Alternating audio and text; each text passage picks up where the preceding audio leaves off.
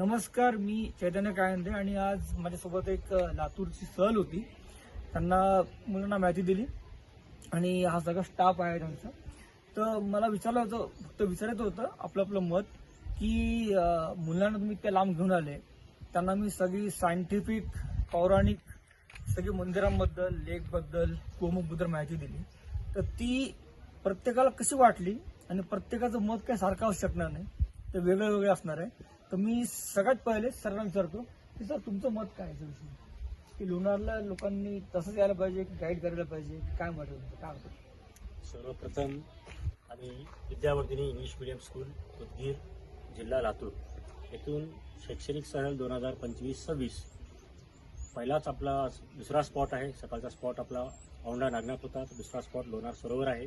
ऐकून खूप होतो आम्ही, पण खरंच आम्ही जर इथं डायरेक्टली आलो असतो आणि विदाऊट गाईड जर आपण इथं जर इन्फॉर्मेशन घ्यायला जर वाटलं असतं तर आम्हाला काहीच नाही कळलं असतं, मला असं वाटतं. तर त्या बाबतीमध्ये चैतन्य कायंदे सर जेवढी इन्फॉर्मेशन दिलेत तो आम्हाला खूपच कामाला पडली. पण एवढं सांगतो की खूपच सायंटिफिक वर्ड्स होते आणि खूपच जे की आपल्याला कॉमन वर्ड्स नाहीत. तर इथं रिसर्च करणारे भरपूर वर्षापासून रिसर्च करत आहेत असं म्हणत आहे. तर आम्ही तर येऊन फक्त 1 तासभर झाला आणि 1 तासभर ऐकलात.